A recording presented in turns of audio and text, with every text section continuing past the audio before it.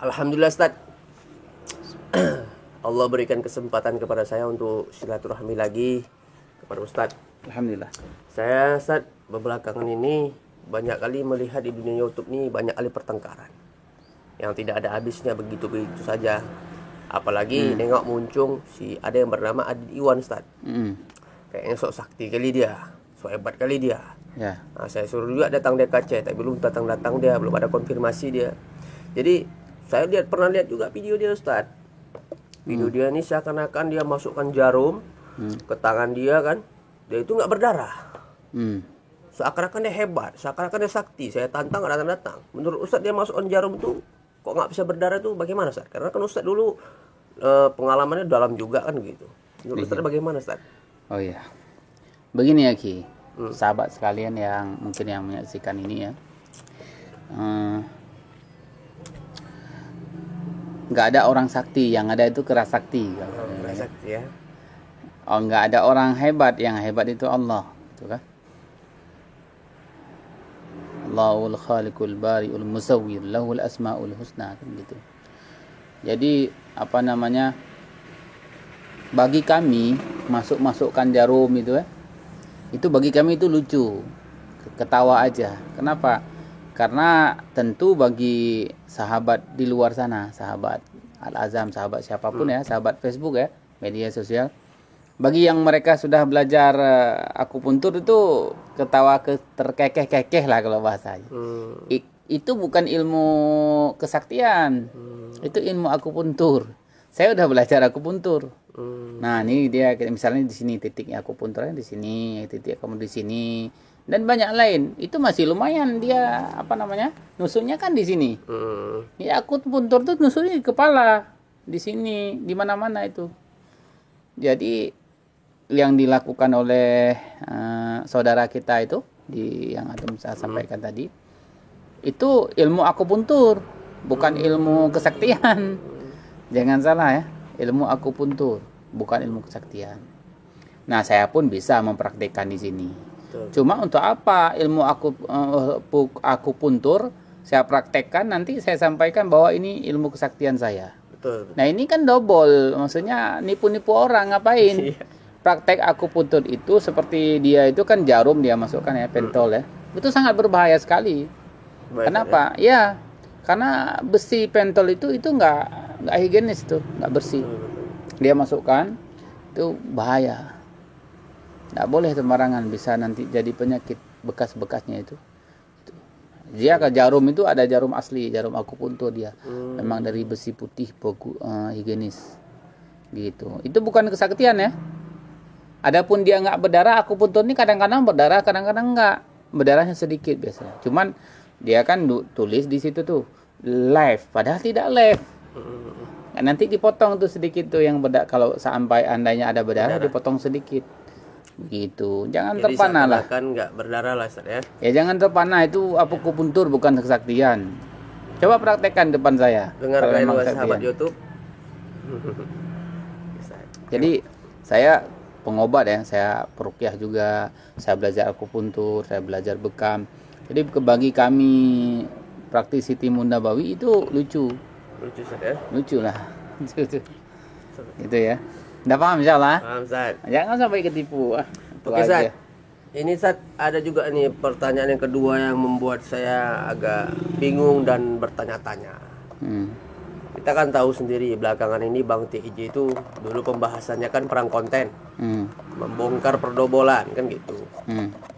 Jadi di akhir-akhir ini kenapa Bang TIJ ini, para netizen kan banyak bertanya juga tuh, bertanya dalam hati Bang TIJ ini kenapa bahasnya masalah pribadi, kenapa bahasnya masalah pribadi orang lain gitu, kenapa nggak kayak dulu perang doboler aja gitu lah, perang konten gitu. Kenapa sampai pembahasan sampai ke mesum-mesum lah kita bilang atau sebagainya yang hal pribadi yang sensitif gitu. Ya, pertanyaannya jadi kenapa Antum tanya sama saya? Kenapa karena kan Ustadz alhamdulillah dekat juga sama Bang TIJ kan. Udah sering datang ke rumahnya, udah pernah datang ke rumahnya. Dia itu sering komunikasi lah. Ya, ya.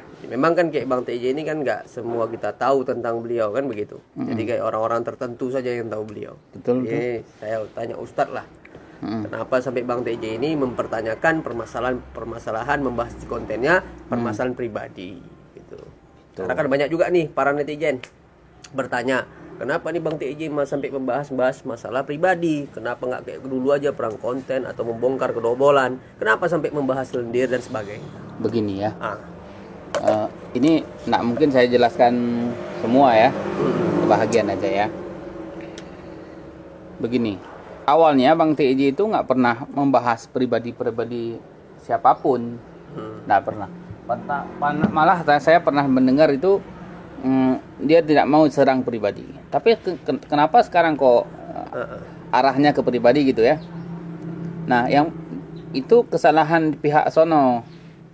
Karena sudah duluan membobol perangkat Bang TJ, kemudian mengambil foto-foto beliau yang bicara dengan Nyi Ramping ya istilahnya kan, dengan katanya istri beliau kan. Kita ada privasi kalau di HP itu ya. Betul. Misalnya ada foto-foto kita lagi misalnya lagi santai, istri-istri kita misalnya lagi pakai baju-baju sederhana, adik kita misalnya sebenarnya. Nah, orang mengambil video atau foto pribadi kita misalnya. Kita video dengan anak di kamar misalnya, dengan istri sambil ngobrol-ngobrol kan, selfie bersama dengan istri di kamar. Itu diambil oleh orang, perangkat ini dicuri dengan tujuan untuk mempermalukan kita. Apakah kita ini nggak apa-apa, sabar gitu, apa gitu? Ya enggak lah, kita harus tempuh jalur itu. Masalahnya, nah kita istilahnya berarti kalau dia ingin membongkar aib-aib kita, masa kita sabar? Jadi bukan di sini letak kesabaran itu. Tidak, kalau dibilang udah sampai kebablasan. Kalau hanya sebatas dia fitnah, oke. Tapi kalau sampai aib-aib kita diambil semuanya, kemudian mau diumumkan ke publik, ya ini kalau sabar dalam artian tidak bertindak, nah ini bodoh, bukan sabar.